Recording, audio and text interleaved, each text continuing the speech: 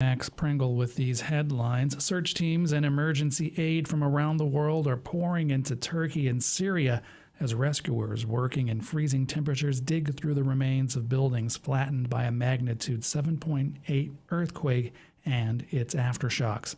Laura Macon-Isherwood reports. Rescue teams have worked through the night in a bid to try to find survivors in the rubble of hundreds of collapsed buildings. Efforts have been hampered by poor weather conditions, with flights carrying international aid and support workers delayed. The death toll is expected to continue to rise. Guardian journalist in Istanbul, Ruth Michelson, says conditions are particularly challenging for rescuers in Syria. They are desperately lacking in basic materials needed to help pull people out of the rubble, and that's really impeding their efforts. Across Turkey, there is still work that's been going on overnight to pull people out from under the rubble, and even people that have fled their homes or have been able to be extracted from under buildings don't necessarily have anywhere to go or are deprived of food and water and basic provisions in temperatures that were already plummeting and incredibly difficult. From Feature Story News in London, I'm Laura Macon-Isherwood. President Biden will deliver his State of the Union address tonight at the U.S. Capitol. He's expected to focus on a strengthening economy, low unemployment, and lowering inflation, among other bright spots. However, Biden does face some difficulties getting his agenda through a Republican-controlled House. White House Office of Strategic Engagement Director Keisha Lance Bottoms told CNN that Biden is willing to work across party lines. We know what we've been able to get done together, and the president is not going to give up on the notion that we can't work across party lines if it's for the good of the American people. It's Biden's first State of the Union address since Republicans took control of the House. Biden faces a House that seems intent on investigating him and his family in the weeks and months ahead. Biden is also expected to address international concerns like the war in Ukraine and growing tensions with China.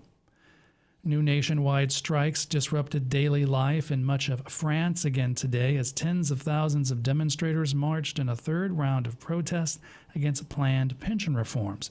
More from Feature Story News' Sarah Coates in Paris. The pension reform bill, which would see the age of retirement raised from 62 to 64 with a full pension, has many French citizens seeing red, coming out in droves to try and force the government to scrap the plan. Public transport has been severely disrupted, flights grounded and schools closed, with discontent over pension reform swelling. The Macron government says reform is necessary to keep the pension system afloat, but those who oppose the changes say there are other ways of handling it, like taxing higher income earners. And that's Sarah Coates. BP is the latest oil company to report record profits for the past year. The energy giant pulled in a record $27.7 billion in profits last year. More from Feature Story News' Julia Chapman. While households have struggled with skyrocketing energy bills, oil giants like BP have received bumper profits. The chief executive of BP says the money is being invested into developing sources of green energy. Bernard Looney says that will ultimately help consumers in the long run. But the company also announced that it has scaled back some of its emissions pledges. The windfalls received by companies like BP and Shell due to the war in Ukraine have led to calls for them to be taxed more. Last year, the UK government introduced a windfall tax to target some of those profits, but it only applies to oil and gas extraction in the UK. And that's Julia Chapman. Santa Clara County is expanding the gun violence strike team it created to focus on enforcing gun laws meant to keep weapons out of the hands of people under restraining orders and other people with violent histories. Christopher Martinez reports. New funding could more than double the team, helping it enforce gun violence restraining orders under California's so-called red flag law. County Supervisor Cindy Chavez worked on the legislation to create the team 5 years ago to take guns out of the hands of domestic violence assailants with restraining orders. The new money will fund lawyers, investigators, and analysts. Their sole task will be taking guns from people who've had a gun violence restraining order against them.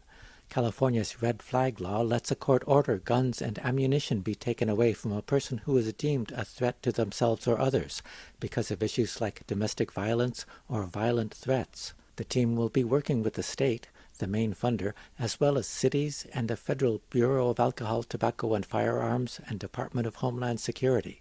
Reporting for Pacifica Radio News KPFA, I'm Christopher Martinez.